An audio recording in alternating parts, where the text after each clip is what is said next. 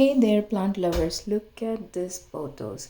It is such a beauty, but she needs some help. So, we are going to do that in my video, and I'm going to show you the full process.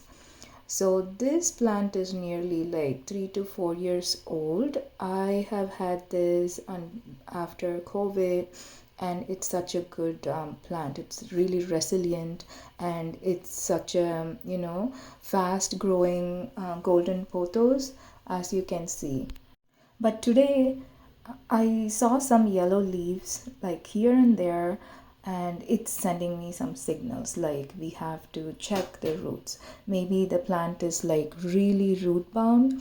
So we are going to snip the yellow leaves one by one. My little helper, my daughter, is here with me to help. Snipping off the yellow leaves, it's such a nice spring break activity for her, and not to be on screens, so we do this together on weekends. So I am going to check every yellow leaf one by one, and we are going to trim it off. And guys, don't be afraid to snip away these yellow sad looking leaves right at the base of the node, like she is doing, like right there.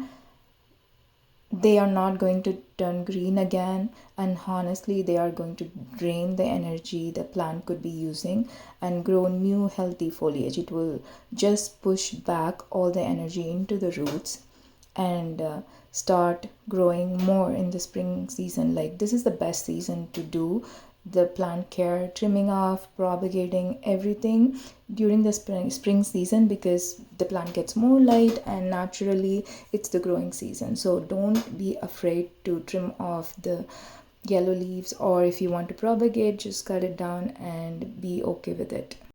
So as we are cleaning up, we saw some mealybugs. They look like tiny pieces of cotton clinging to the nodes. The first line of defense is a strong stream of water. Wash the plants, first step, and then mix soap solution with neem oil. Like, a little bit should be enough. And my daughter is bringing her baby wipes. We always use the baby wipes to wipe it off because it's like really gentle on the plants. So we mix. Yeah, she's going to open it. She's going to mix neem oil with soap solution, just like eyeball it, right? Like, just few drops should be enough. It's really strong. Just shake, shake, shake, shake, and then just spray it right on the white spot. Like, spray it and then wipe it off, like leaf by leaf. The soap helps it to stick, and the neem oil acts as a natural repellent. So I'm going to spray the entire plant down, especially targeting those underside of the leaf, like that's where it hides. So check the underside of the leaves and wipe it down like entirely. This is a time consuming process, but it really going to help the plant. I mean, like, who doesn't want a really glowing golden pothos in their living room, right? Give it a really good coating. It might look a little shiny for a while, but that's totally fine. It's not going to hurt your plant. So I have a close-up shot of the leaf. I am just spraying it down one by one. If you spray it thoroughly, the new ones will not come for a long time, but we have to keep checking. If it is infested, we have to keep checking. Also, at the same time, if the plant has mealy bugs, that's not the end of the story. This plant is going to grow well, right? Like, we're going to do the care routine and it's going to live. Remember, guys, these are really resilient plant. Now I am going to do a repot as well, because the bugs might have laid eggs in the soil as well. So it's good to repot it, to just remove the top layer and give it a good start. So guys, this is the main reason that the plant has been struggling. Look at this. It is severely root bound. The roots are circling so tightly that the plant cannot absorb water or any nutrients at all. So this is a very bad sign. Now I am going to just loosen it and see. Oh my god, it just swallowed the plant plate. So I'm just going to cut this off entirely. I know it feels intimidating to take the shears to your plant roots, but do not worry. I promise this is exactly what it needs to get a fresh start. Your pothos is incredibly resilient and it's going to bounce back better than ever. So I did cut the roots off now. And I'm also shaking off all the extra soil in the top and the bottom just to clear out any bugs or laid eggs that's already there in the top of the soil, just to make sure that it is gone. Now it's time to repot. I got a little bigger pot, like one size bigger than the previous pot. This gives the roots plenty of room to stretch out and access the nutrients that they have been missing. So it's really important to go one size up and fill up really good soil, like well draining soil in the top. And yes, now I need a twine and a scissor, my go-to tools, and a moss pole, the coconut coir moss pole. Yes, we are going to tie up the plant. I am training these vines upward by securing them to the pole with twines. Twine is more than enough for me. It is natural and it doesn't hurt the plant, and it's also cheaper, so it works for me.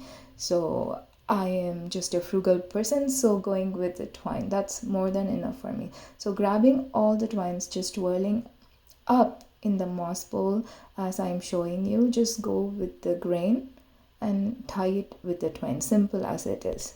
As these roots, which are aerial, right, the aerial roots, as it grows, it will grab onto the moss pole. It will be supported by this moss pole. The plant will feel supported and actually started producing bigger foliage, that big leaves. If you want to go for that big leaf look, then this is the way you go. Like, as you can see, we have a pot of water. Yes, we are going to propagate this plant today. See these bare leggy sections? They are perfect for propagation. Instead of just tossing them, I am trimming off the bald spots by cutting just below a leaf node. Yes, that little bump where a leaf or root grows. We can turn these trimming into entirely new plants. Basically, free plants. You get more free plants by trimming it off and placing it in a pot of water and putting it near a windowsill or over the fridge. Yeah, over the fridge where it is warm so that it can stimulate root growth. Near a sunny windowsill and where it is a little warmer should stimulate more root growth. So just pop them into a jar of water or a glass of water and it should grow roots like here. These are my previously propagated pothos. I just placed them and these are basically free plants. Right, in a few weeks you will see those root forming right from those nodes.